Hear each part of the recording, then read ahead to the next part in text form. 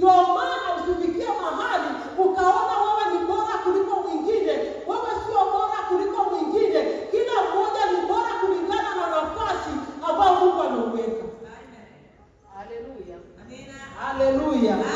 Una ubora wako. Na ukitambua mimi ni bora, utafanya bidii kuombea